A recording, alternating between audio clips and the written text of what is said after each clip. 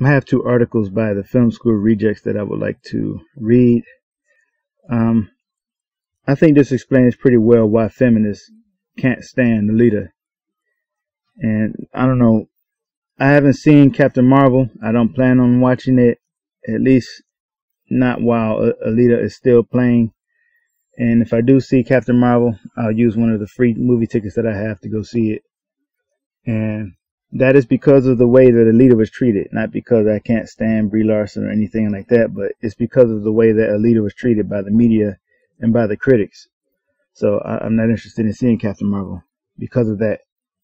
But first I'm going to read this one. The one that you're looking at now is called Captain Marvel, Alita Battle Angel, and Missing Memory as a Plot Device. And they're going to compare the way the plot device of having characters with amnesia to each other. But what I'm really interested in showing you first is another article by the same website, a different author, but by the same website basically. And this one is the empowering message of Captain Marvel. I need to read a little bit from this one first to kind of set up the second one. So here's how the feminists look at Captain Marvel. All right, so let's see, where did I want to start? Okay. The classic origin story is framed as a struggle between Carol Danvers, who is Brie Larson, dual Kree nature and human identity, as the two sides must be well balanced in order to coexist. Her Kree half gives her powers, but her human identity, which she is unaware of at the film's start. And, I'm sorry, I'm kind of reading this terribly right now. And it manifests itself as a tendency towards emotion and impulsivity. These two traits that her mentor Young-Rog, Jude Law, tells her she must learn how to turn off, a winking reference to a criticism of off-hearted women everywhere. This narrative is made more compelling when we look at it from a feminist perspective. So they told us that Captain Marvel was going to be a feminist movie. They made no they made no attempt to hide that. But let's by the way, while it's on my mind, let's take Brie Larson's words into consideration. When Brie Larson says that she doesn't need to hear what a 40-year-old white dude has to say about A Wrinkle in Time because it wasn't made for him. Right? Taking that into consideration. So you know what her mindset is. If a movie is not made for you, then she doesn't need your opinion on it. So they came out and said that Captain Marvel was a feminist movie. Brie Larson said this was her form of activism. So if this movie is for feminists, then you can't get upset with people from drawing the conclusion, from males especially, that they're not allowed to comment on the movie, or they're not allowed to have an opinion on the movie, or not even they're not allowed, but their opinion is not wanted or desired because it is not made for them. It's made for feminists. So, but anyway, so Captain Marvel, made for the feminists, made to be viewed through the feminist lens. And this is where Alita fails. It's not feminist enough. And this is why they keep attacking the movie in the media. And Rotten Tomatoes, these outlets are filled with these feminist nut jobs who hate men. Don't let them fool you. They hate men. And moving on. All right, so I wanted to read. Where was it? Oh, here's another part. Captain Marvel seems to avoid a trap that many other superhero films fall into by refusing to sexualize its hero's body. In fact, there's no indication that she's a sexual being at all, unless her relationship with fellow U.S. Air Force pilot Maria Rambeau is read into heavily. While all of this is a welcome change, it also gives filmmakers an opportunity to explore how women's bodies can be manipulated outside of an overtly sexual context. In other words, if you're sexual, not sexual, if you are sexy, if you are visually appealing, that is offensive to the feminists. And as you recall, a couple days ago, some people got upset that Carol Danvers was wearing lipstick in the new Avengers Endgame trailer. She was visually appealing. It's not just that she's pretty. It's just the fact that she's appealing to men. That's the problem. See, feminism is all about just whatever a man likes, whatever a man desires, just deny him of that. Don't be beautiful, not for yourself. Don't be beautiful because we don't want to give the man the pleasure of looking at something beautiful. So just take that from them. And women don't exist to just be looked at and gawked at. No, but what's wrong with a man finding a woman attractive? So if a woman is seen as, she can't even just be the least bit sexy, or they'll say she is sexualized. They're saying that because she has been made attractive to a man. Therefore, sexy becomes sexualized. There's a negative connotation just put on being sexy. And I trip every time I look at it. I look at Alita and see how small she is. She's probably a B cup at the max, and they're saying she's sexualized because she's simply attractive.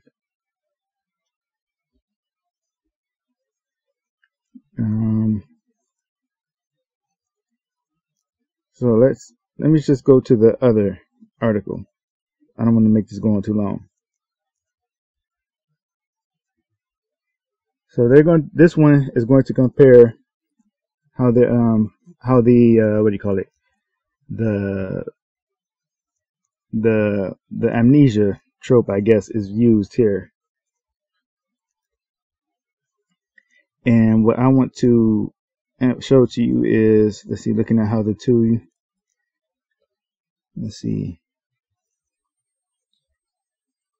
I would say that this person here was either completely lying intentionally, or they're just really, really stupid.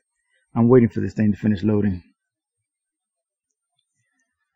Okay, in both cases, this understanding of past makes for solid and effective characters, simply because we can use who these characters were in order to contextualize who they are.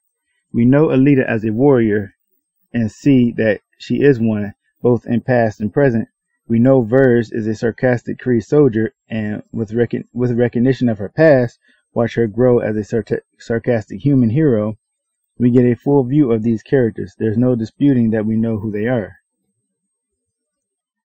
But even those watered down descriptions of past and present, there's a clear difference in what these films decide to do with the memory. With the memory, they return to their protagonist. Alita is an astonishing fighter in a big-eyed, small-waisted package. Why do they even have to bring, a small waist? What's wrong with having a small waist? And exciting to watch as a vision of moral perfection. Sure, she doesn't change as a character with these supposedly grand revelations of who she was. That's lie number one. She was always fighting earnestly to complete the mission. Now the mission has simply been shifted from Erms to protecting Ito and helping her love interest. Ultimately, the loss of her memory comes across as an elaborate MacGuffin to show that she has always been a dedicated fighter, and to get her to a better nanobot-equipped body and go through robot puberty.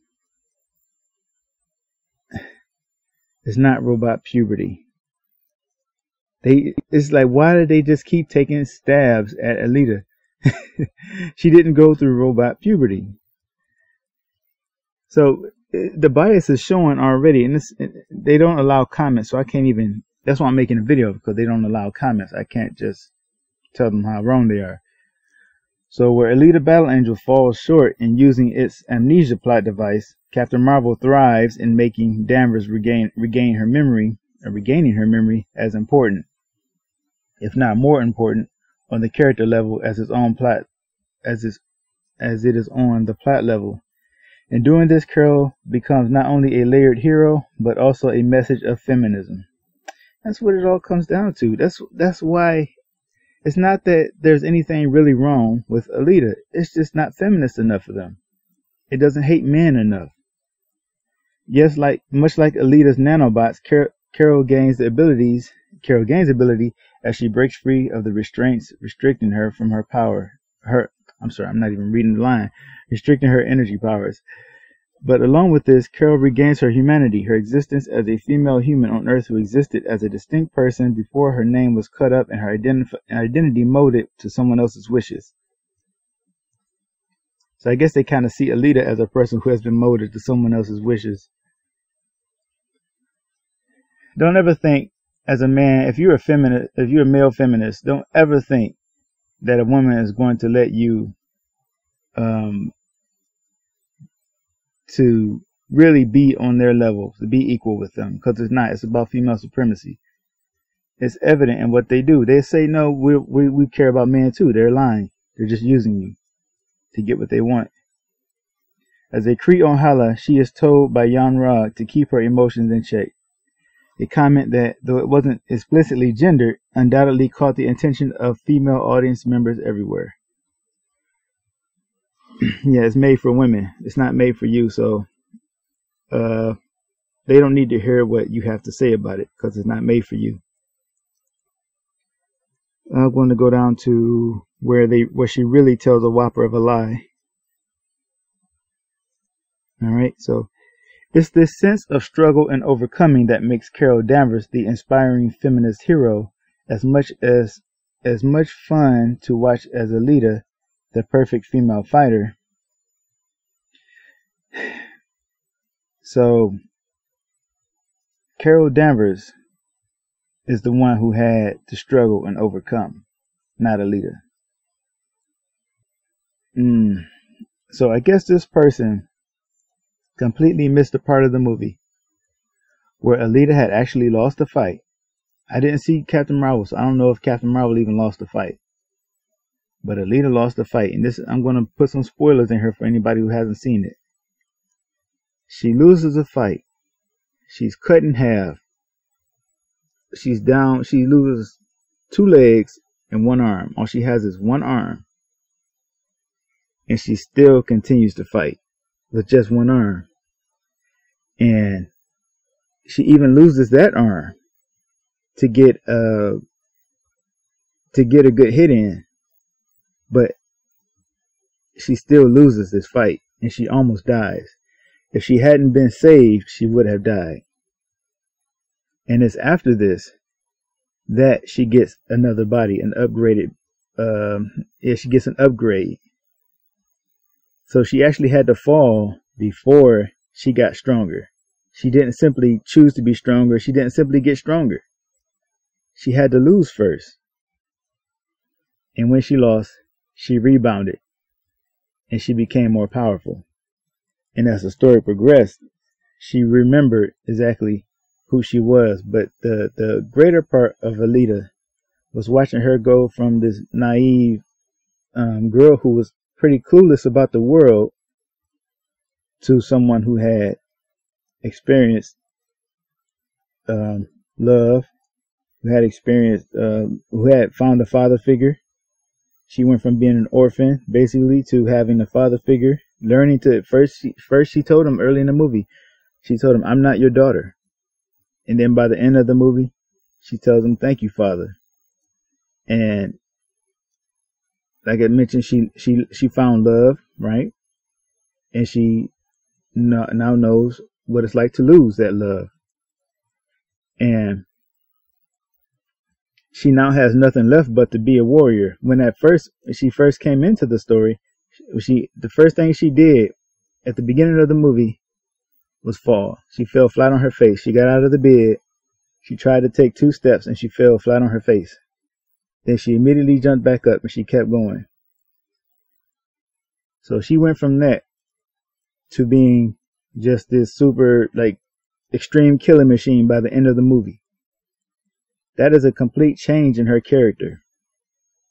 And this person, this feminist, with her blinders on, her feminist blinders on, her man-hating blinders on, is too obsessed with all the things that men might like about the movie to see the beauty that's in this movie. Anyway, let's keep reading here. So in fact, this use of memory to enrich the character, not simply reinforce her, that gives Carol dimension as someone who can take control of her life. And that's a feminist message we should never tire of seeing. I admit I like Alita Battle Angel, Captain Marvel is not a perfect movie, fine. But it certainly does right by its title character, offering her room to grow and become stronger because of something we all have and can use sensationally as she does, humanity. So Alita doesn't have humanity. Alita was not as human as Captain Marvel was. This kind of stuff is just disgusting, man. And these are the people who control the media. You know, they got the biggest chunk of the media, and yet they're the ones acting like the people who disagree with them are the ones in control and the ones in power. It's crazy.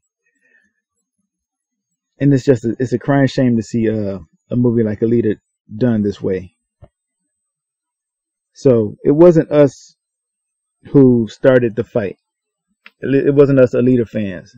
They had it out for Alita from the beginning.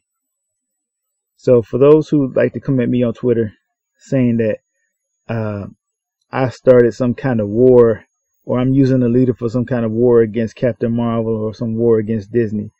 No, they started this. I'm defending Alita. That's it.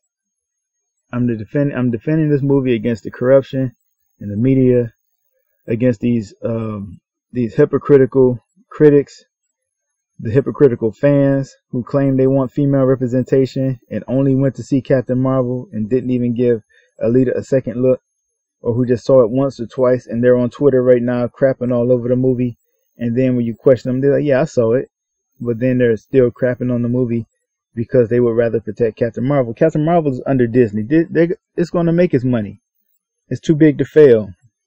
It's with the MCU. But Alita is the far better movie.